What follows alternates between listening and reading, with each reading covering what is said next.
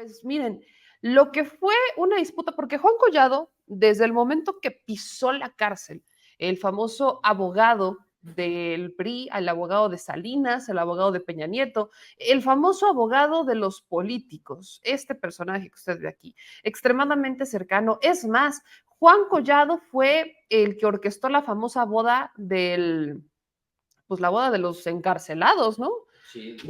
Fue la boda de su hija, si no estoy mal, y en esa boda asistieron Javier Duarte, o sea, estaba el jefe Diego, propio Juan Collado, la plana mayor del PAN, la plana mayor del PRI, o sea, estaban todos estos políticos que les han estado saliendo escándalos al por mayor. Y este personaje, Juan Collado, pues sí, el día de hoy sale del bote. Ahí les va. Juan Collado estuvo 4 años, 2 meses y 11 días en prisión y fue declarado inocente y libre en una audiencia pública por los delitos de defraudación y delincuencia organizada, así como el de lavado de dinero. Pero eso no quiere decir que ya esté del todo libre de pecado, porque todavía le faltan procesos menores que podrá seguir en libertad. Entonces, lo único que hicieron con Juan Collado, pues es ya sacarlo de la cárcel, se va a poder mover por todo México, pero va a estar con un dispositivo que se le va a colocar cuando salga del hospital, donde aún permanece, porque Juan Collado, como a todos los políticos, pues políticos y empresarios cuando pisan la cárcel ya sabemos que les da el mal del preso, ¿no? El famoso mal del preso, que se empiezan a poner mal, que si se les sube la presión, que si se les baja la presión, que si les da diabetes, que todos los políticos o todos los empresarios cuando tocan la cárcel les da el mal del preso, como si a todos los otros, otras personas que estuvieran dentro de los penales no se enfermaran ni mucho menos. Entonces, los abogados de este tipo de políticos pues terminan recurriendo a es que está mal, es que sus derechos humanos, es que pobrecito. Entonces, los terminan buscando llevar a prisión. Esto también pasó, por ejemplo, con el Bester Gordillo.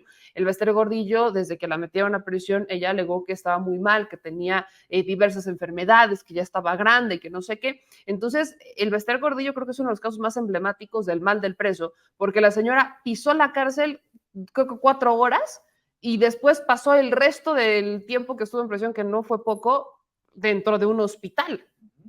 Muchos dijimos, bueno, cuando salió el Bester seguro aprovecharon para hacerle arreglitos, porque así que digas muy enferma, no se le vio. Es más, se casó. Creo que enferman, o quién sabe, tal vez igual y sí. Pero bueno, el caso de Juan Collado es que va a tener que usar un brazalete después de 4 años, se le cambia la medida cautelar y a este señor se le declara prácticamente libre, inocente de delitos mayores. Inocente de delitos mayores, delitos relacionados con el caso Caja Libertad, en el que se le señala por haber utilizado recursos de procedencia ilícita al realizar movimientos financieros de la empresa que él dirigía. O sea, ¿quién fue? Estamos hablando de un juez de control, el juez de control del Centro de Justicia Penal Federal del Reclusorio Norte, Gustavo Aquiles Villaseñor, que levantó la última prisión preventiva que se le había ordenado al abogado, quien está siendo señalado por delincuencia organizada, lavado de dinero y delitos fiscales. 4 años pasó Juan Collado dentro de prisión. El día que detienen a Juan Collado, estaba comiendo con Romero de Champs. Romero de Champs pensaba que lo iban a detener a él. Juan Collado era su abogado. Entonces, todo, o sea, en esa escena fue una escena que se relató bastante interesante, porque se pensaba que a la persona que iban a detener era a Romero de Champs, al ex líder o líder oscuro sindical de Pemex. Romero de Champs se tira al suelo y al que terminaron deteniendo fue a Juan Collado. Esta decisión de dejarlo en libertad y solo ponerle un brazalete en lo que culmina los otros procesos penales que tiene, que son por delitos menores, pues se toma dentro de un contexto en donde presuntamente Juan Collado está muy delicado de salud, que tuvieron que mandarlo a un hospital privado. El juez, de hecho, toma en cuenta una orden de la Corte Interamericana de Derechos Humanos que le pidió al Estado mexicano eliminar la legislación de prisión preventiva de oficio. Entonces, aquí entran varias cosas en juego. Las cosas que entran en juego es la primera, Juan Collado está mal, está delicado de salud con el mal del preso y está en un hospital privado. Entonces, desde ahí el juzgador ya había tomado en cuenta es que pobrecito está enfermo.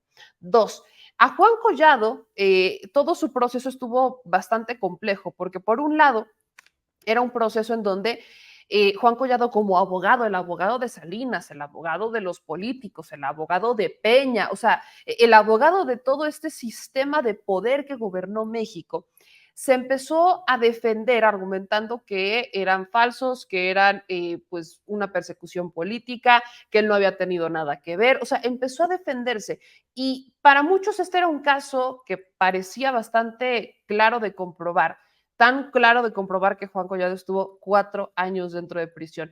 Pero si algo tenemos que mencionar es que nuestras fiscalías, nuestros ministerios públicos, además del Poder Judicial, están dando mucho, vaya, desde hace muchos años, no está, no, y lo voy a decir, no quiero generalizar, quiero pensar, no me he topado con ningún agente del Ministerio Público que realmente sea efectivo en sus investigaciones. Yo personalmente quiero pensar que existen, pero ver que este tipo de personas que tienen tanto poder y que se les están acusando de delitos tan delicados salen de prisión y salen inocentes,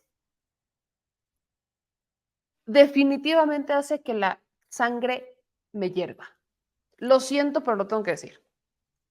Y eso súmenle los juzgadores, ¿no? Porque aquí esta es una decisión de un juez. Es una decisión de un juez que toma también en cuenta la orden de la Corte Interamericana de Derechos Humanos, que no tenía en realidad nada que ver con Juan Collado, sino que la orden de la Corte Interamericana está mucho más enfocada en el tema de prisión preventiva de oficio, que se ha luchado para que la prisión preventiva de oficio se eche para atrás en México, en un país en donde, vaya, yo no podría generalizar y decir que todos los que están dentro bajo el sistema de prisión preventiva son inocentes. Hay algunos que son culpables, pero también hay muchos inocentes, entonces es una moneda al aire. Y justo por este vacío que existe por el tema de la prisión preventiva de oficio, es que lamentablemente tenemos que pensar en una perspectiva distinta de a quién vamos a dejar y demás. Pero sobre todo en el caso de la prisión preventiva de oficio, lo que me brinca mucho es, si se siguiera la ley, ni siquiera estaríamos debatiendo el tema, porque la prisión preventiva de oficio está para delitos graves y además es por máximo 2 años. Tenemos gente que lleva 18 años en prisión preventiva de oficio y que no obtiene ninguna sentencia. ¿Eso qué dice de nuestro sistema judicial? Discúlpenme.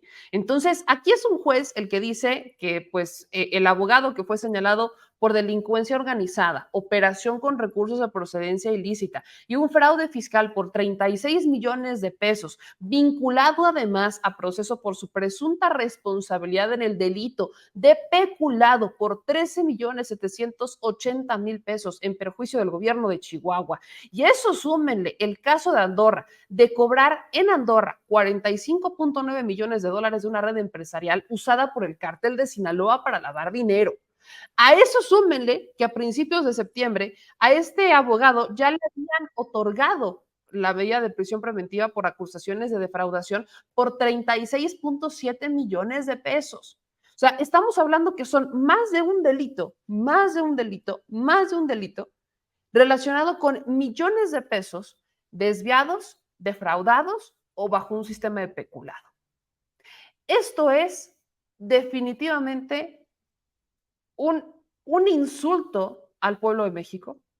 Es un insulto que una persona que además ha participado en la defensa de políticos corruptísimos, corruptísimos, termine siendo puesto en libertad por un juez que consideró que estos delitos no estaban acreditados y que probablemente el agente del Ministerio Público, que probablemente en la Fiscalía, dejaron vacíos para que el juzgador también aprovechara el camino.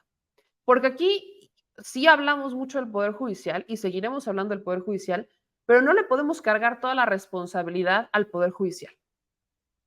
también hay agentes del Ministerio Público que hasta parece que ayudan a los jueces corruptos, hasta parece que ayudan a cierto tipo de políticos a salirse con la suya.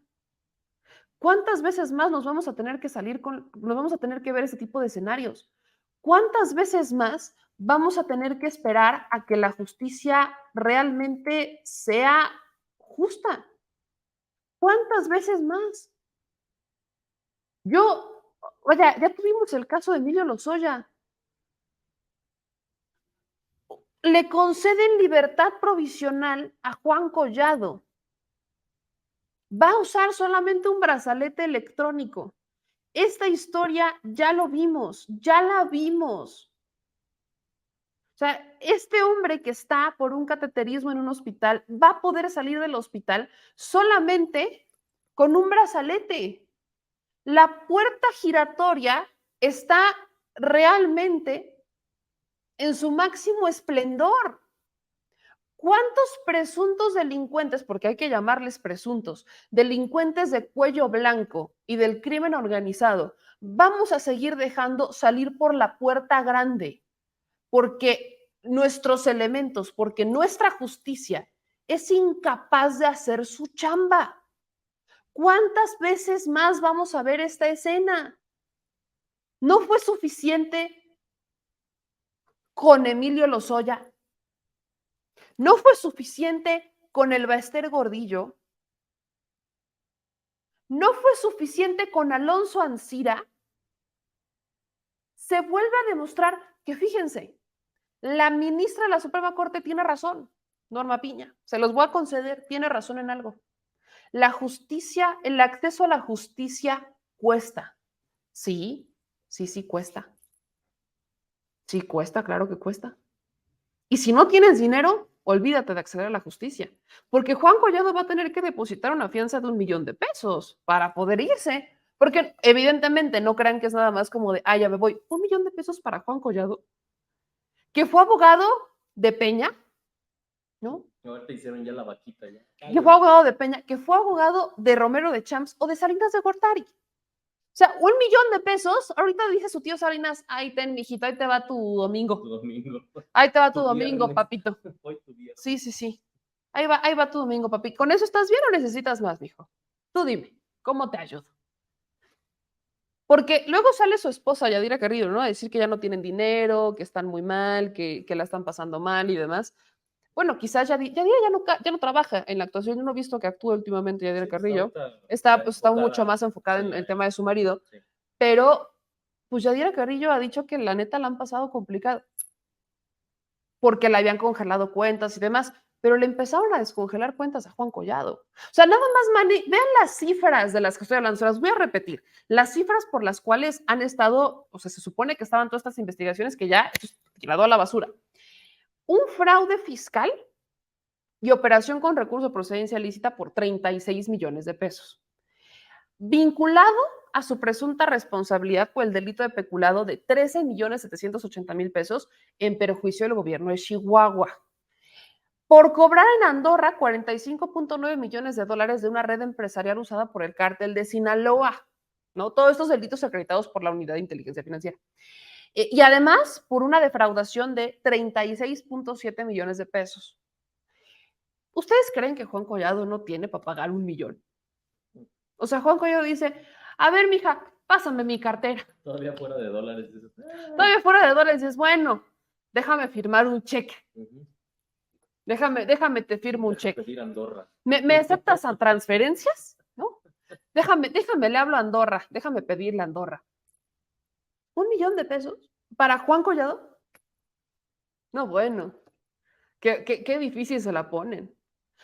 Pero no fuera alguien que robó un pan, ¿no? Porque ahí sí, ni fianza, ni brazalete, ni firma, ni nada. Al bote.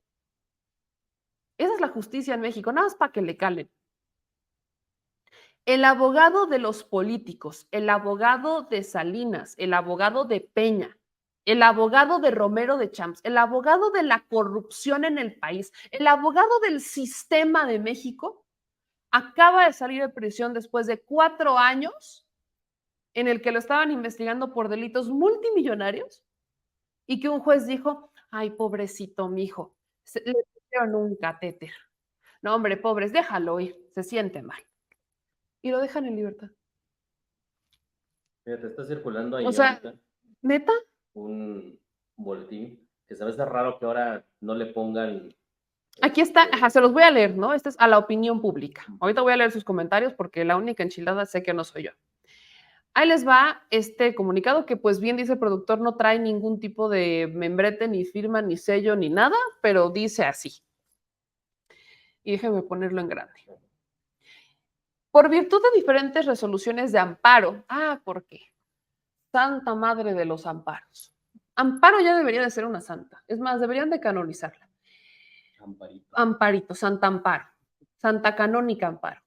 Por virtud de diferentes resoluciones de amparo que beneficiaron al señor Juan Ramón Collado Muselo, disculpe usted, atendiendo a su delicado estado de salud y los recientes criterios jurisprudenciales en torno a la prisión preventiva, se determinó que podrá seguir sus procedimientos sin libertad bajo diferentes medidas cautelares que garanticen su presencia en la secuela procesal. Lo anterior no implica la terminación de los procesos en su contra, los cuales se encuentran en diversas etapas procesales y en la negociación de posibles mecanismos alternativos de solución de controversias.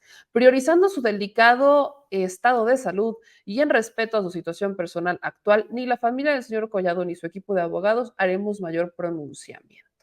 Atentamente, defensa particular de Juan Ramón Collado Moselo.